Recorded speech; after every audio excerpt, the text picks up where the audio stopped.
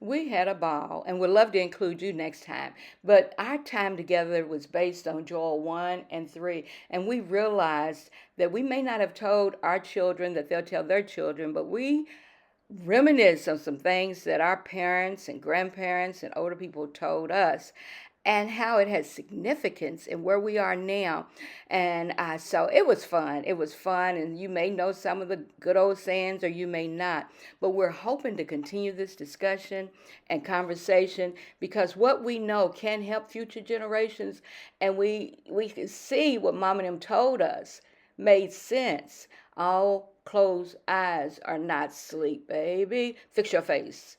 And it's so many other things. But we made it through some rough times, which our parents and grandparents had it even harder. We came through some civil rights, some busing, the dogs, etc. But our grandparents and other people went through, oh man, a lot, segregation, etc.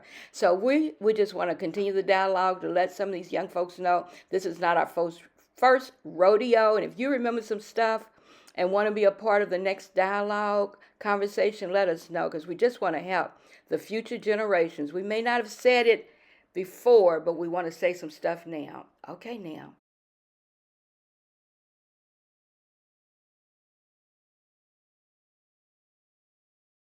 Did you get to know your grandmother? Yes, both of them. What's a memory? Then we'll go around if you had any grandperson, older aunt or aunt that. My grandmother, she about, she gets, because she was on Social Security check. They had and Social the first of Security the check month. back then? Yeah. Girl, quit it. And she would buy a veal. And nobody in our side, or at home, my home, knew anything about veal, but she would take and fix it. And I made sure that I went to her house every first Sunday to check and eat this veal that she made with this gravy. Wow. And then she sung. She would take her, she lived by herself, and she was in her 80s, but she always had her songbook there. And she would sing these songs. Praise and God. And I would just sit there. And That's her name? treasures. yeah, that was my mother's mother, Katie Green. Green, okay. And she sang in the choir until she couldn't sing, anymore. She was 99 when she passed. That's good. And that gives hope because you're in your 80s and can remember the good thing of your grandmother.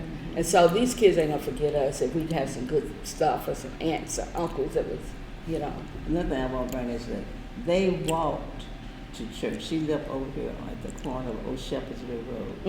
And she would go to church, three days a week, all day Sunday, prayer meeting on Wednesday, what's called choir practice on Thursday, so they were there more than one time. We can't even get our people to come to church for 2 hours nowadays. So that was a good thing that we actually put God first. We went and worshiped Him. Yeah. More than on Sunday morning for 2 hours. And then did you sit with I used to sit with my grandmother at church. I'm sitting in the same seat that my grandmother and my mother. Girl, my quit it. It's 3 generations, and I get tickled when the kids run up there with me Yeah. to take and sit with me, that same seat. And tell this right quick. We had a lady in our church, she sat in that seat, she was always shouting, and we would be back in the back just laughing at her and making fun of her. And I turn around now, and there I am. Amen. That's good stuff. I just remember my grandmother being a saver of money. She didn't trust banks.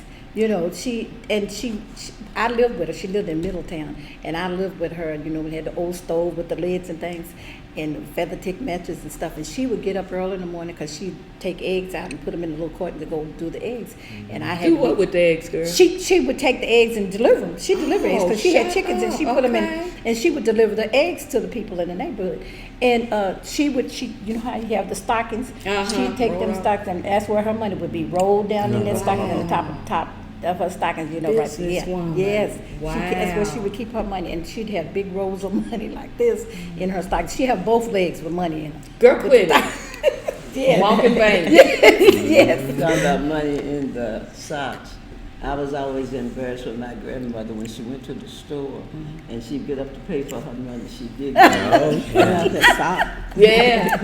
Yeah, I remember that safe place. Yeah. Little girl on TikTok that did that.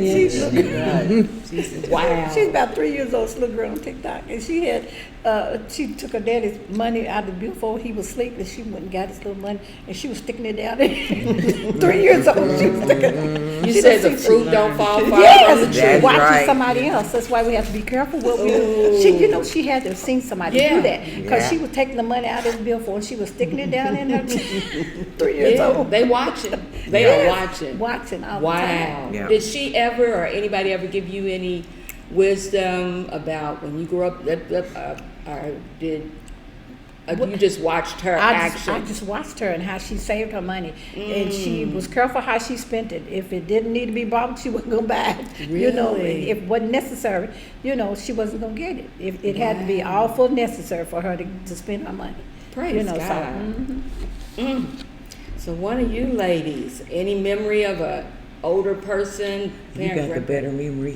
What Daddy tell us? Something I know.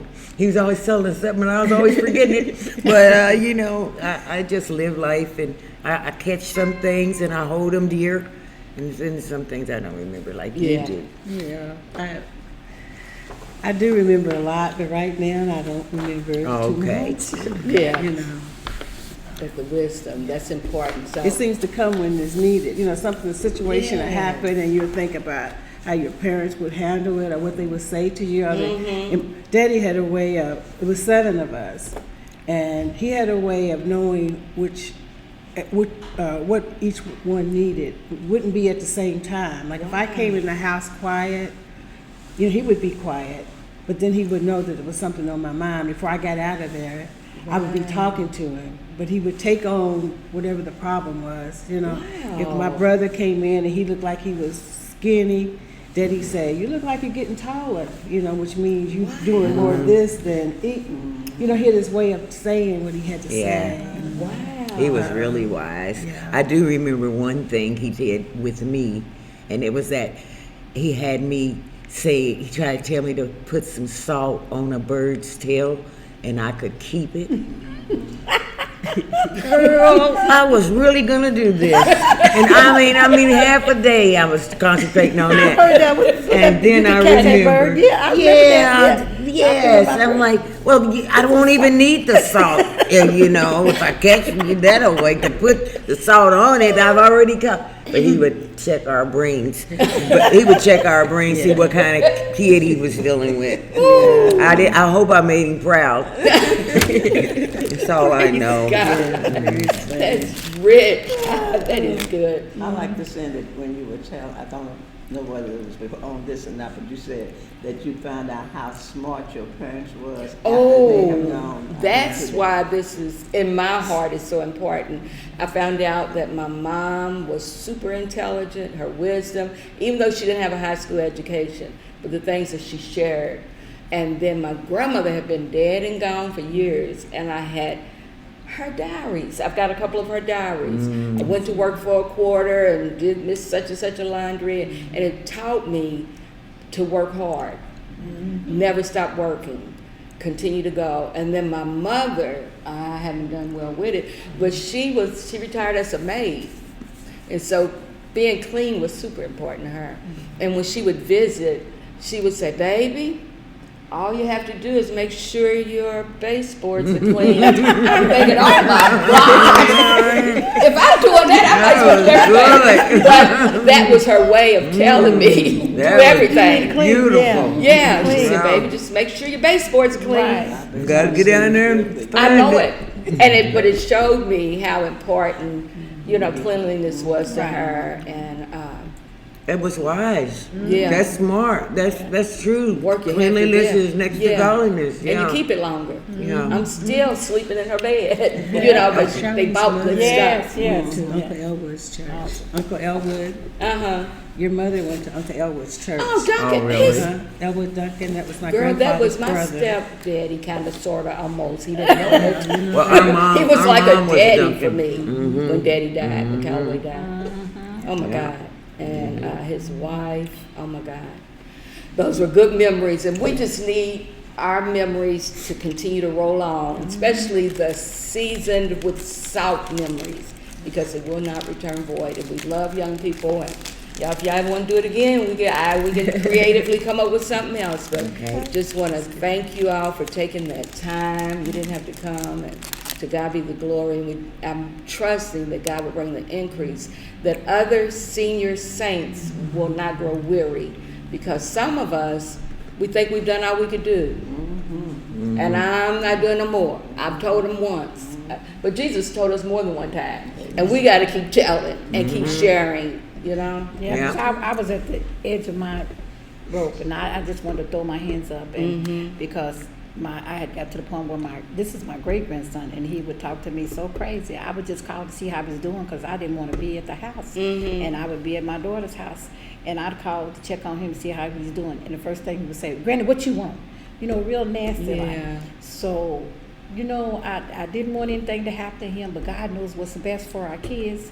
And he's in a situation now where he can think about all the things that I've told him and that I've had written on the wall that he didn't notice. You know, because he'll call me and he'll say, "Gwen, I just wanted to hear your voice." Look at you God. know, you miss those things now, but if you had listened to what I had to say at the first place, you wouldn't be where you are now.